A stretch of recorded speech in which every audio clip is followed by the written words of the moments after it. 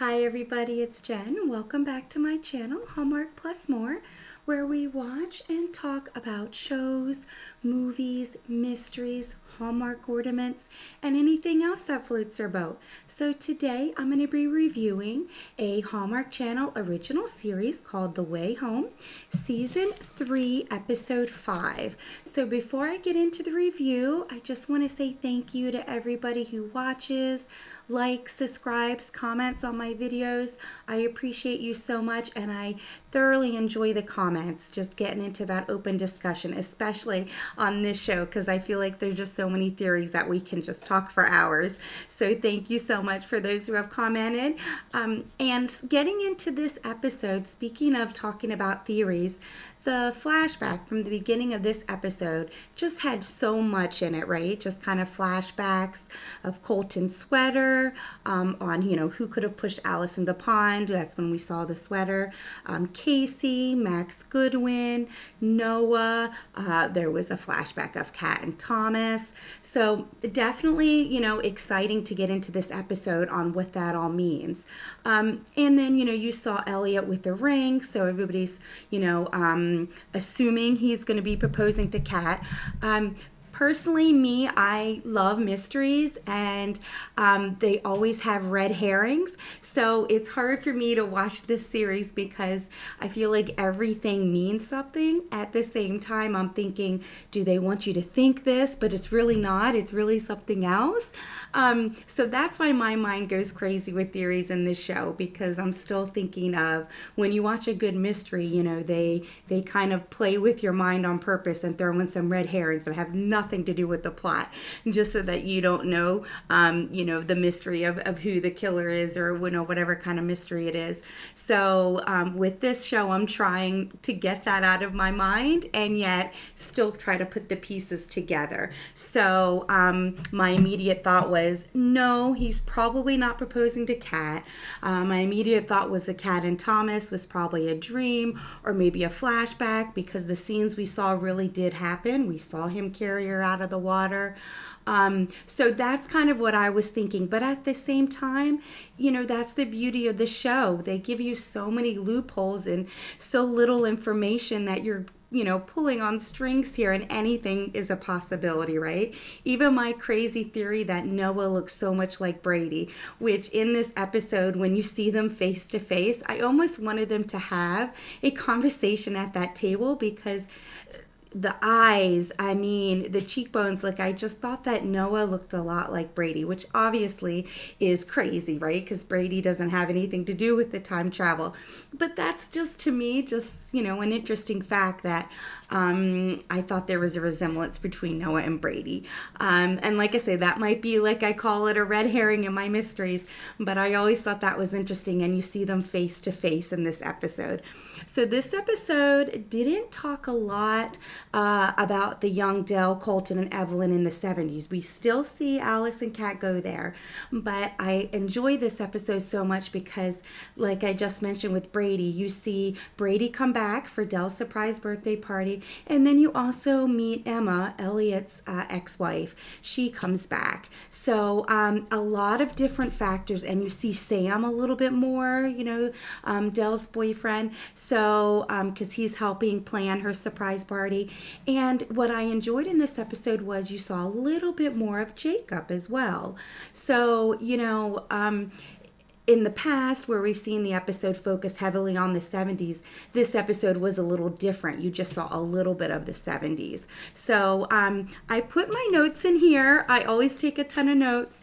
And there's a little scene with Fern, which, as you've seen my videos, I love Fern. So I loved the scene with Fern. But I definitely liked the dynamic of this episode, because I feel like we saw different sides, even of Brady, which I'll talk about later.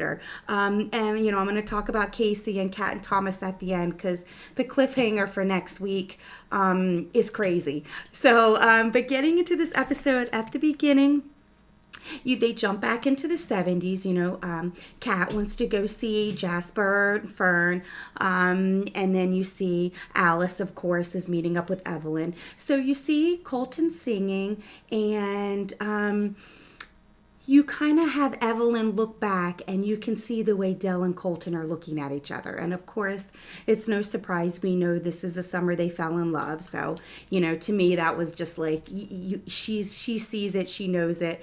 But to see Dell kind of look at Colton. And I know we talked about it in my theories video, if you've seen that, about Dell possibly being pregnant. I know that's a big theory going around. So me, and yes, I've been pregnant before, so I'm not trying to be biased or people like, well, people don't like people to look at their stomachs when they're pregnant, but my focus is that, like, okay, let's look at Dell. Does she look like she's got a little baby bump? But you only see her in a couple episodes. But there is one scene where you see her stand up and hug Colton, and I was like, okay, I could see a little bit of an arc, but she is a very thin person, so I didn't really see much there. So honestly, my personal gut is yes, she could be pregnant, but I just feel like that's almost too obvious, and that's what they want us to think. So, and I'll talk to you a little bit about my theory about the baby in the basket. It might not be Dell and Colton. It could be somebody else's baby, right? So going back to the 70s, like I said, I'm just going to go over a little bit of what happened in the 70s because I think this episode had so much of other characters, which I love to explore. I love to see different sides of other characters. And it surprises me a little bit. So the parts that she goes back to Evelyn's house, and Evelyn has moved into the attic because, she wants to get space from Dell, because she basically tells Alice, Dell's falling for Colton and it's hard. And if anybody's in that situation, like, I understand where Evelyn's coming from, Dell's kind of putting up walls, so to speak, and not really letting Evelyn in. But at the same time, Evelyn has been kind of standoffish towards her too. So it's one of those things where, like, they're both kind of butting heads. But she takes Alice in the attic and she goes over this story about how the attic is haunted, and somebody in her family, one of the Goodwin's ancestors, locked their wife in the attic. So they're saying, like, it's haunted. And the name was Cassandra, was the wife that was in the attic. So I thought that was interesting. At first when I heard it, I'm like, well, that probably doesn't mean anything. It's probably just a myth. But then she tries to get the energy and talk to the spirits and try to reach out and see if they can talk to Cassandra.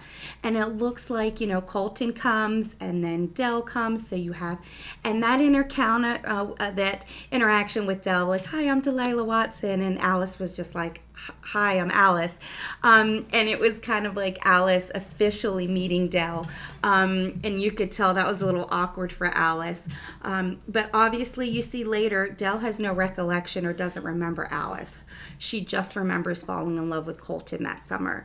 And love is blind. I mean, young love, whatever situation Dell is, even if Dell's not pregnant, I mean, something happened in her family of why they're sending her there alone without her parents. So, I mean, there's still some kind of shame or some kind of story there, even if it doesn't involve the pregnancy. I'm like I say, I'm kind of back and forth on the pregnancy theory, so I'm not saying one way or the other. But if it's not the pregnancy, there's still something going on. Maybe her parents are in trouble, or and they want to send her away to make her feel safe and get her out of a situation. So, it might not be a pregnancy. It might just be that they're in financial issues or something's going on, or violence. For whatever reason, they're sending her there alone. So I feel like we still don't know the full story of what's going on. We do get some information from Dell later on, which I'll go over. But when they're trying to find the spirit of Cassandra, it looks like they find the spirit of Rick, and it kind of freaks out Colton.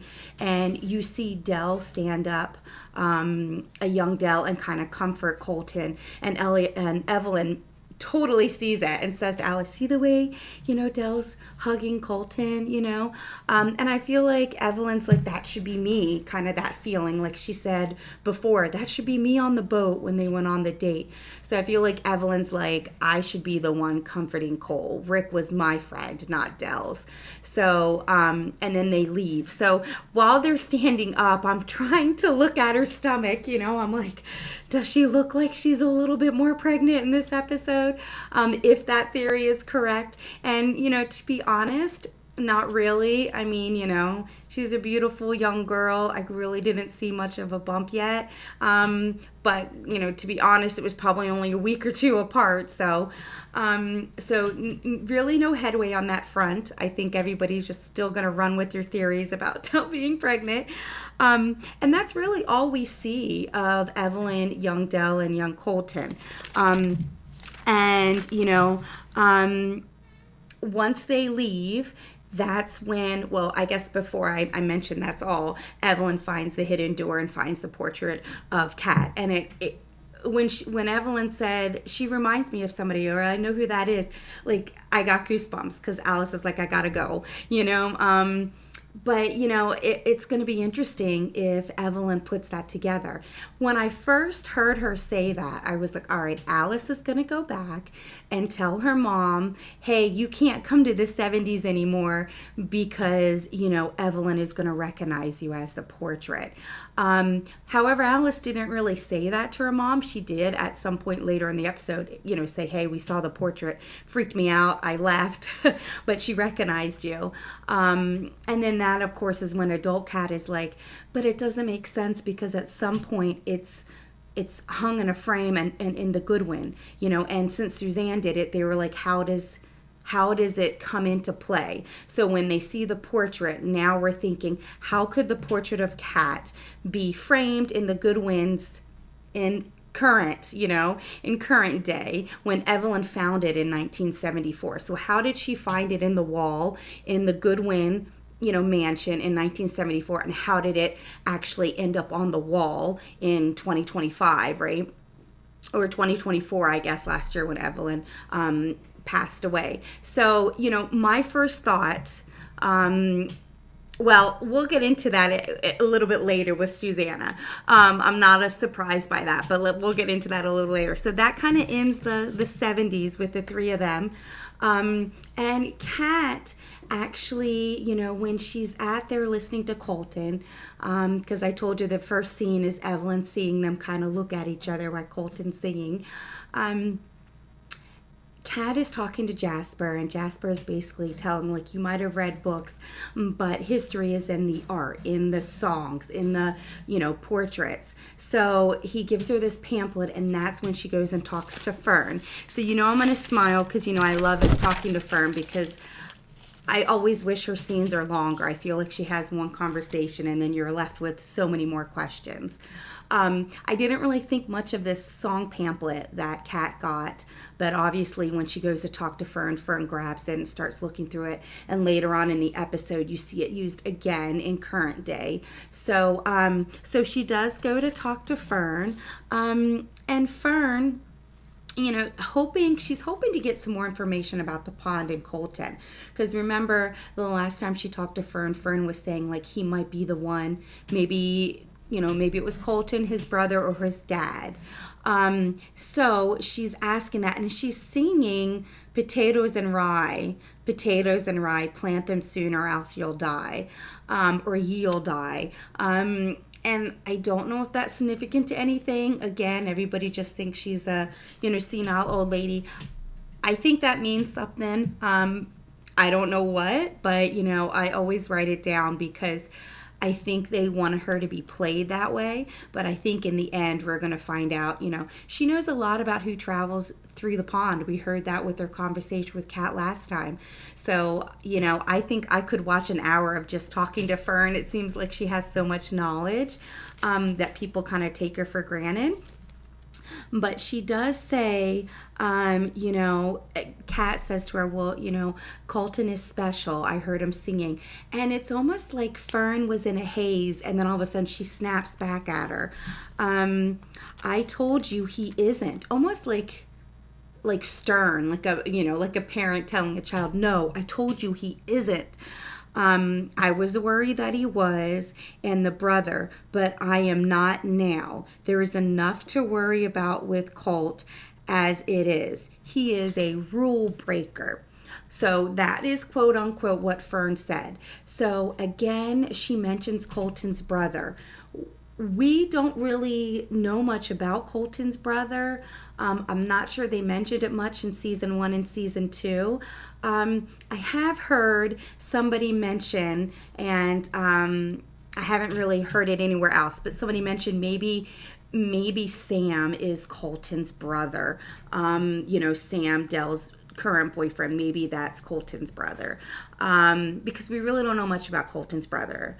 I don't even know what his name is. I mean, did he know about time travel? We know Colton did, because like I said in my previous video with the theories, we see Colton looking at himself. So we know he has time traveled. However, what we know so far is that the 2 times he's tried when he was younger, it didn't work. He jumped in to save Evelyn at 7 or 8 years old. Whether they were trying to time travel because they knew the pond was magical, or not, we don't know. And then he confesses to Alice later he jumped in the pond after Rick's funeral to try to change something. So that's 2 times that Colton has tried and he hasn't been able to do it. So we know at some point he does. Because like I said, you kind of have that quick flashback of Colton seeing Colton. The Colton sweater thing, that might not have been Colton. Maybe that was somebody using the sweater. People have said maybe it was Casey time traveling. I always said maybe it was Evelyn and Colton traveling together. Like, we don't know how the sweater got there. So we don't really know who pushed Alice. It really is still a mystery, at least to me, but I like mystery. So I mean, we still want to kind of figure out with what Fern's saying. I feel like it's really Colton's history. Are we going to find out more about Colton's dad, Colton's brother, because every time, 2 times we've talked to Fern, she's mentioned Colton and his brother. And what kind of rule breaker?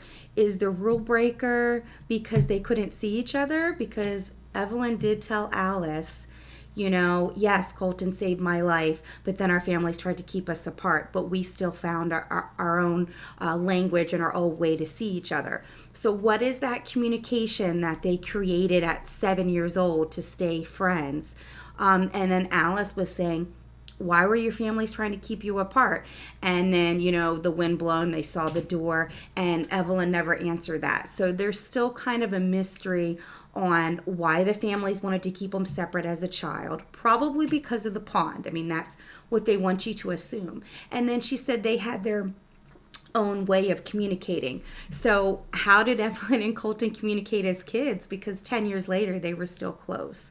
So that was interesting. That's really all we kind of see of the 70s. But the pamphlet, the songs, that comes into play later on. Colton singing from there. And, like I say, this episode is pretty interesting because I mentioned at the beginning, you see Brady. Brady comes back, and you see Elliot's ex-wife, Emma. Now, I know everybody says, oh, this is going to threaten Elliot. Personally, I don't think Elliot sees Thomas, Emma, Brady. I don't think he sees any of them as a threat because I feel like he's confident in his relationship with Kat, which I'm going to mention again later on with the whole ring incident. But yeah, and I think Brady... I'm not a Brady fan. The first couple seasons when you saw Brady, I know he was good to Kat when they were teenagers. Obviously, they got married. They got pregnant with Alice. They got married, moved away. But I think Brady was kind of a prick. He was rude to Elliot. He was kind of rude to Alice because Alice is seeing what her dad was like as a teenager. Now, I will say he really did love Kat. I think he was a little threatened of Elliot as teenagers, and maybe that's why he was kind of rude in season 1 and season 2 when you see, 1999, when you see the younger Brady. I think Brady really loves Kat, but I think he was kind of rude to everybody else around him. And I didn't really care for that. So even as a grown-up Brady, the fact that they're getting divorced and he's with Rachel, who's a lot younger, I just hope he's good to Alice as a dad because I didn't like him as a person.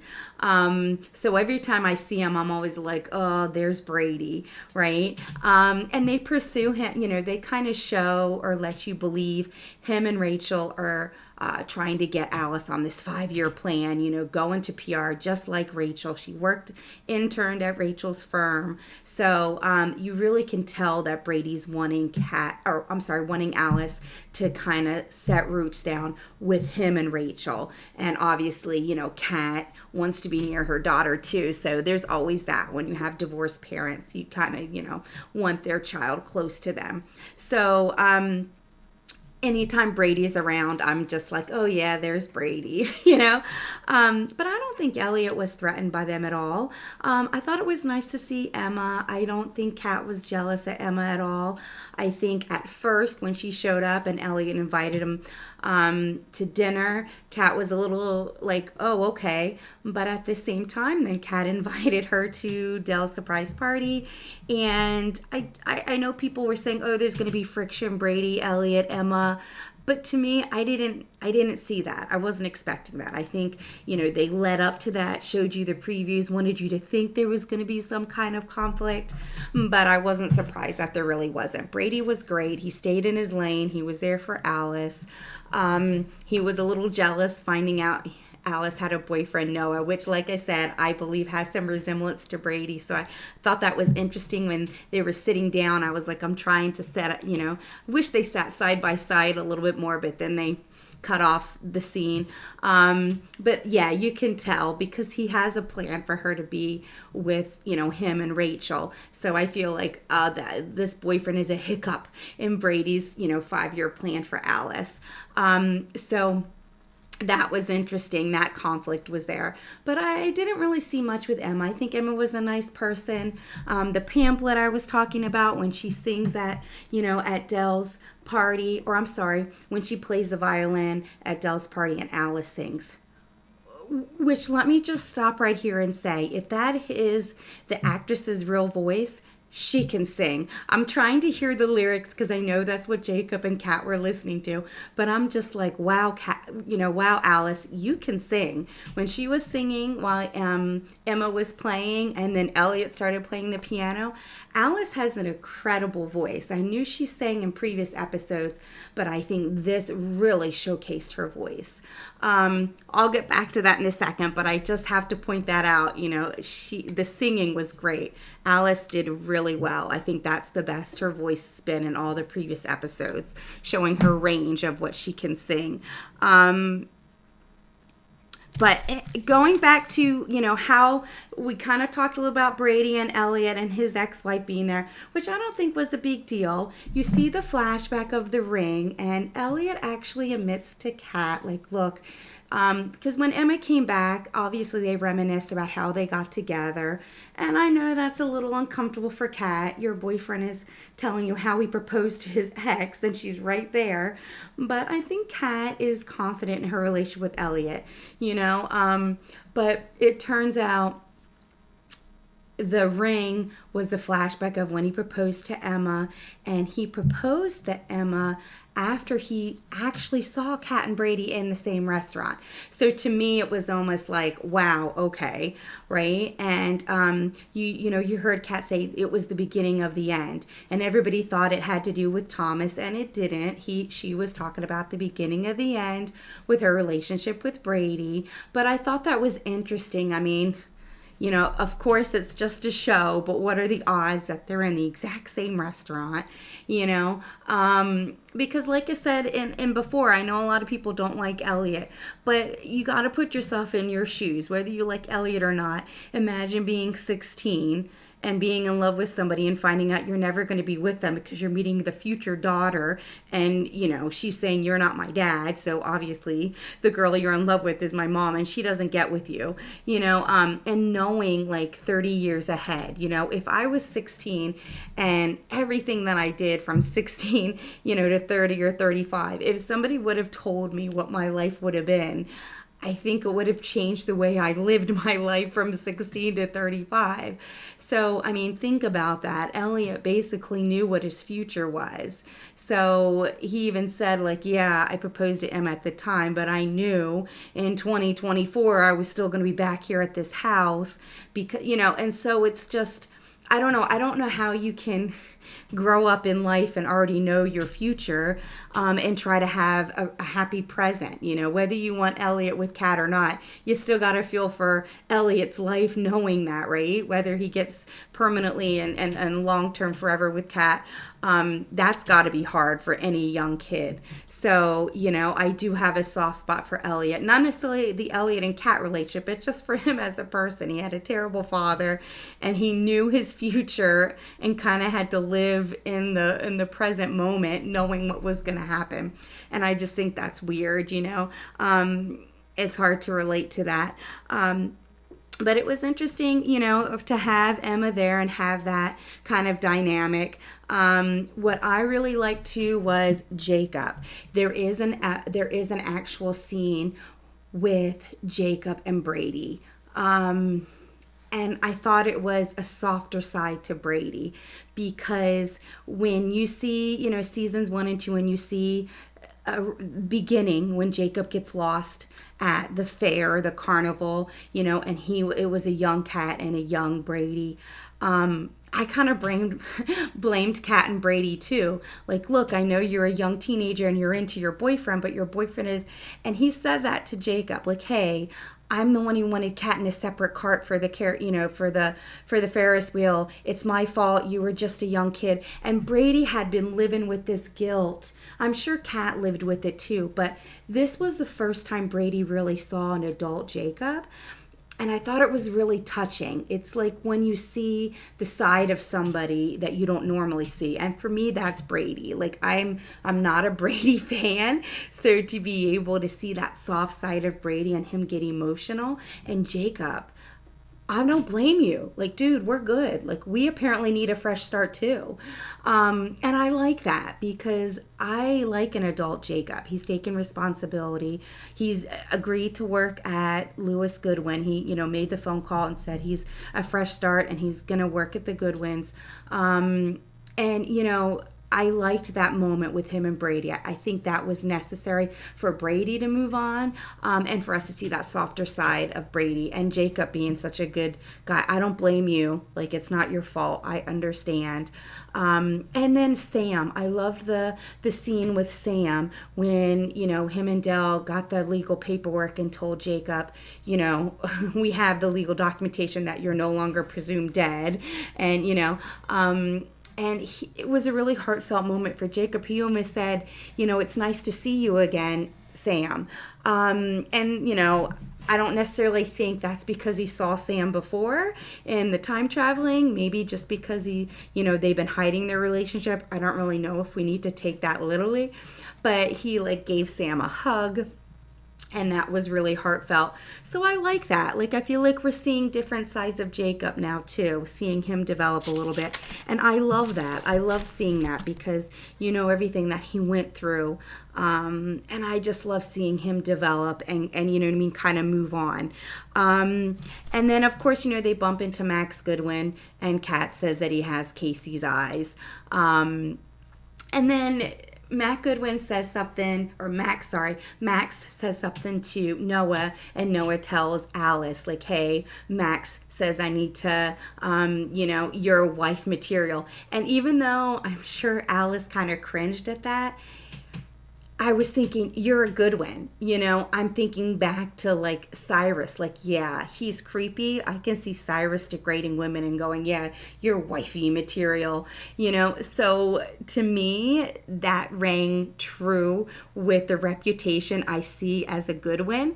And he's Max Goodwin. So I was like, okay, that sets the tone. That seems like it goes with, you know, your theory and the reputation of how the Goodwins are, at least the men Goodwins, because we've only seen really the mean Cyrus. Evelyn seems nice.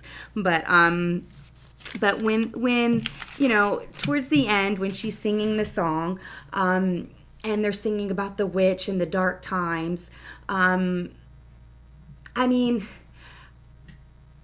I didn't think that necessarily Susanna had been killed or as part of that, but as you hear Rita say, you know, that was the summer where there was no sun and a lot of people died. It just made me think, like, yes, I know the White Witch is Kat, we've seen that from the past and it's not Susanna. But remember earlier on when Kat would go back, Susanna had those herbs and, she was always kind of making potions and natural healing and things like that, help Jacob nurse him back to health. So that's where my thought went initially, like, okay, is she going to be thought of as a witch because she does do potions and things like that? And if they're turning on people because they think it's some kind of witchcraft on why there's no sun, I was afraid she was in danger as well. So we don't know who sang the song, but I was thinking, okay, at some point they might turn to Susanna, right? And that has everybody thinking, okay, what is that song about? You know what I mean? It's been 2 years. So before I get into that, because Kat and Jacob jump, which is very exciting. The end of the show is very exciting. But before I get into that, I do want to just talk a minute about Del going off on Alice. This was very out of character. I feel like I've said this before with Del. It was out of character for Del to yell at Kat. She later apologizes in the following next episode. But if she continues to do it, maybe it's not out of character for Del. Maybe this is the way Del is, because she snapped at Kat before. So I keep saying it's not like Del's character. Well, she keeps proving to us maybe it is like Del, because she's never really snapped at Alice. She's always had kind of a good relationship with Alice and has always just kind of laid back and let Alice be Alice. So for her to be so defensive, I feel like she gets defensive when you talk about 1974. So again, it's that, secret that we want to know. Was she pregnant? Was the basket, the baby in the basket, was that hers? Was it her and Colton jumping? What time did they go into? Because if they left the baby in 1974, they jumped. Where did they go? There's so many theories about Del. Whatever the secret is, like I said, it might not be that she's pregnant. It might be that her family was going through a shame. Maybe they're going through bankruptcy, or maybe something happened and they wanted to shield her daughter from something and let her go there. Because remember, when she has this argument with Del and Sam comforts her, she actually, you'll hear me in a second, I did quote what she said. And that makes me believe something was going on back home too. So whether Del was pregnant or not, we know she still has a big secret and she's very defensive of it. When you say like a normal conversation with somebody and they jump down your throat for no reason, she's deflecting. She's offensive by something that Alice said, even though it wasn't offensive. She's just kind of playing that defense. So, you're hitting a nerve. There's something going on that we need to know. And I hope they tell us soon, because it's making a nice person like Del flip and just get angry at in a second. She is remembering this summer as the summer she fell in love with Colton. So when Alice says, you really hurt Evelyn. Evelyn loved, Colton, and you were living with her and you didn't really take that into consideration, or her feelings. And Del was like, that was my summer to fall in love. If I just focused on that, I'm not going to apologize. You know what I mean? And I think there was a lot of pain in that summer. You heard her say, Colton said it was the best summer and the worst summer of his life. He lost Rick. There was obviously something else going on, maybe hiding the pregnancy with Del, and then meeting Del. So, Colton said it too, not just Rick. I feel like there was something else that made it the worst summer of his life, as well as with Del. Maybe the two of them had something, like we said, some kind of secret. So when she yells at Alice, I don't think that was appropriate. Like, Alice wasn't saying anything wrong. I think she was just saying, hey, there's two sides to every story. You lived with her all summer. You never noticed. And he was like, well, she put up walls. Like Evelyn is putting up walls to Del and Del's putting up walls to Evelyn. You could tell there was friction. But I think Alice is really going to comfort Evelyn and see that other side. But she said to Del, you know what I mean? Or I'm sorry, she said to Alice, You're not going to make me feel guilty. Stay out of my memories. And I think she means that. She really holds these memories with Colton in her heart. That's all she has left. You've probably heard me say in other videos, I feel for Dell. She lost her husband, she lost her son, she lost Kat, she lost 16 years of her granddaughter's life, right? I mean, she was really alone. And you see, she still talks to Colton, the dead Colton, in her bedroom, has those conversations. Now she has this relationship with Sam. She's got her friend in Rita, but I feel like, all she has are these memories, similar to what Evelyn was saying last episode. I'd rather be alone with my memories. So, and she feels like Alice is stepping on that. I remember it as a wonderful moment where I met my husband and we had this great love over the summer, and you're tainting that, basically, is how I feel like Delson. Like, don't tell me it was different. I remember it this way, and you can't say anything to make me believe it differently, right? And then when she confides in Sam, and Sam goes, this is going to blow over. This is what she says, and I quote, I made a selfish choice, a choice that left other people no choice at all. I'm worried Alice will think less of me. So I don't really know. That's another cryptic message from Dell, that there's some secret we don't know about. I made a selfish choice, a choice that left other people no choice at all. So what choice does she make that puts somebody else in a hard position? She was selfish. She, maybe she picked Colton, and that destroyed her family's reputation. Like there's some consequences for her actions. She made some selfish choice, which I can only assume has to do with picking Colton, because she said the reason she hates birthdays is she left Fort Haven on her birthday. And, she went home, and she said when she went home, everything changed. It was so brutal, so lonely.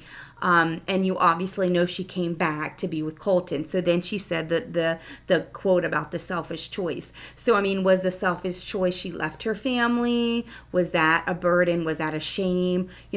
What happened? And that's why I say maybe it's the shame. Maybe the secret isn't the pregnancy. Maybe they're hiding something else. We really don't know. You know what I mean? I just think they're just leaving us with not enough information, but enough for us to think about it. So, I mean, and then when Alice bumps into Max towards the end, he says, I still don't know anything about Casey, but Casey is the family name, Cassandra Goodwin. So then, you're starting to think, okay, I always said earlier, Casey could be Alice's child, but also Jacob's, because I can see her still being that. And we see here when we hear that heart to heart with Brady and Jacob, he wants to have a family. He wants to find love. He wants a fresh start. He wants to have kids. So, I mean, I can see Casey being Jacob's child. I can see Casey being Alice's child. Casey could be a Goodwin and a Landry. There's so many different possibilities, but I did mention that earlier, that could be, Casey isn't necessarily from Alice. It could be from Jacob too. So there's a lot of possibilities there. And again, it might not be Dell and Colton jumping after the baby's in the basket. Everybody's just assuming that and running with it. I mentioned Alice has long hair. It could have been Alice and Max jumping in the pond. You really don't know when that baby was left in that basket. I feel like everybody's just assuming. And who is it? And once we find out what year, then we can do the math and try to find out how old that person is, right? And I still feel like Lewis Goodwin knows something else too. He wants to mend the families. He said that when he offered Jacob the job. So I'm basically looking at this show as everybody knows more than we think they know. You know what I mean? I think Lewis might know something. And I just am weary of Noah. But, that could be nothing. And, we really don't know if Alice gets with Max. we assume because of the of the of the time and their age, but you really just don't know a lot of things. So getting into, in my opinion, the juiciest part of the episode, because again, I wasn't up for the hype of the Kat and Thomas flashbacks, because I knew it was a dream or something, and I was right. And I knew Elliot with the ring was probably not proposing to Kat. That was too obvious. And I was right. It was him flashbacking on Emma. So, I'm like, give me something juicy. I loved the episode because it highlighted more Jacob and Del and Sam, and seeing a little bit more of Del, being mad at Alice, which, like I said when she went off on Kat, I hope next episode she apologizes, because I think this outburst has to do with the only thing she's holding on to in her life is her relationship and love that she had for Colton. You see it. She talks to Colton in the bedroom all the time. So I feel like she thinks Alice is trying to take that away or show it differently, and she doesn't want it to be tainted at all. And she doesn't want this secret to come out. And I am just dying to know what it is, because I don't think it's what we think it is. I just don't. Everybody's focusing on the pregnancy, and it's definitely Del and Colton jumping in the pond, and I'm just open to so many other possibilities. So what happened at the end when Jacob and Kat jump in the pond, everybody was surprised to see Susanna marrying Cyrus. I was not, and I'll tell you why I wasn't surprised. Because if you remember, when Kat went back to 1814 and met Jacob and Elijah and met Susanna, and the whole legend of the White Witch. Remember when they went in to free Jacob, and he was down in the cellar. They had to get the key, and Susanna gave them some kind of potion she made up to make him fall asleep. Remember that whole storyline? And they got Jacob out of there by pretending to be the White Witch. Susanna and Kat wore the same white gown. Anyways, that whole thing. Remember, Susanna said, I can talk to Cyrus. I was engaged to Cyrus, and I called it off when my parents died. And I, fell for Jacob, and I, want to marry Jacob. So if you remember that, now that Jacob has gone back in the pond, now that, he's been beaten, right, and he's gone, Cyrus is still looking for Jacob, and, Susanna knows Jacob is safe, because remember, Kat went back and told him. I'm not surprised she's engaged to Cyrus, right? Because like I said, Cyrus wanted to marry Susanna. That's how they were able to free Jacob. He went in the room with her, and she was going to do her thing or seduce him or whatever to give Kat time to find Jacob and release him. So you kind of knew Cyrus was into Susanna, and Susanna at one point was supposed to marry him. So I feel like now that Jacob is gone, Kat's gone, Thomas is supposedly gone, Susanna is left with nobody right now, right? So to mend fences, I'm not surprised that she agreed to marry Cyrus. So that, in my opinion, is how, the very end is how did my Catherine portrait, appear at the Goodwin mansion if it was painted by Susanna?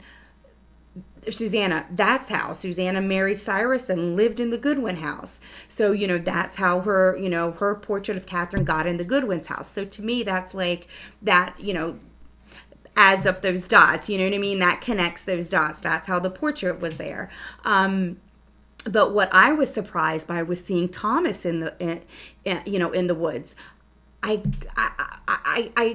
don't want to say cringe, because I didn't cringe, but I was worried. I was a nervous parent when Jacob and Kat jumped, because I'm like, if Cyrus or anybody sees them in 1814, they're in jail, they're tortured, they're killed. Like, it's not just I don't want them to go back to 1814. They can't, right? They're in trouble. They can't be seen there. So I don't want them to get into trouble. And obviously, I know it's a show. It's like when you watch a show, the main characters never die because it's the main characters. But still, I was like nervous of what they're going to uncover. So I liked that we saw Thomas, because last we saw him, he was leaving because Cyrus killed him, and he's supposed to be dead. So, I mean, he can't show up either. So that was a surprise to me. Thomas didn't see Kat and Jacob, and Kat and Jacob didn't see Thomas, but they were all watching Susanna marry Cyrus. So to me, like I said, the wedding wasn't a surprise. What was a surprise was Thomas being there and how they're going to interact. And then you see the preview for the following week, and you see like Kat, sneak on the property and say, Susanna, it's not supposed to end this way. I expect that. What threw me was they showed this, maybe the reception, some kind of dance. And I'm like, Kat, what are you doing out in the open? I mean, if this is Cyrus's wedding reception, isn't he going to be there? Or maybe in the 1800s, maybe after you get married, you go straight to bed and the town has the party. I don't know. But that's what I'm thinking, because why else would Kat go to this town dance? And of course Thomas is there, and Thomas is from those times, supposedly. There's always a theory that Thomas is from the future as well. But if Thomas is disguised in this dance, then maybe that's what happens. Back in the day, the reception was more towards everybody else, and the bride and groom went away and did their thing in their bedroom, because I don't know why Kat and Thomas would be out in the open at this town dance, right? Because they're all wanted. They all are going to be killed by Cyrus. And I can only assume that this dance is a celebration of their wedding, because you just see them get married. So again, I'm not surprised by the marriage. I figured it would probably go that way, if you kind of figure everybody is out of Susanna's life now, and she still has to live a life, right? And Goodwin did have a lot of money. He was a powerful man. And if they have this time with these songs about killing the witches or whatever's going on, Susanna is going to have a safety net in marrying Cyrus. So that fills in some dots, for me. Connect some dots for me. But I'm very interested to see what happens next week, because, I want to see them interact and what happens by getting Susanna out of there. So I know this was a long review, but I hope you were able to stay with me. I hope you enjoyed my review. I'm always left with more questions than answers. The Casey thing, I definitely think it could be Jacob's child. Maybe the person, maybe that was Casey jumping in the pond. I mean, we really don't know what time frame Casey is. We're assuming, she's a Goodwin. She could be a Landry and a Goodwin. I'm just interested on how Thomas is still in the area, right? How he's surviving, because he's a Coyle. He's not a Goodwin. He's not a Landry, and he's staying on this property. So that is what I'm interested in. Tell me about Thomas's life and how he's still living off of these people's property. And hopefully we hear that Elijah is okay. I really hope we see Elijah, because he's already lost his wife. He's lost Jacob. He's lost his friend in Thomas. And now Susanna's going to marry Cyrus. So let's make sure Elijah is okay. So a lot to see, a lot to talk about, a lot to see next week with, Susanna and Cyrus, and hopefully everybody stays safe, and we'll see what's going on. So I hope you enjoyed my review. And if you have any comments or theories, definitely leave them below. And until next time, I will see you then. Bye.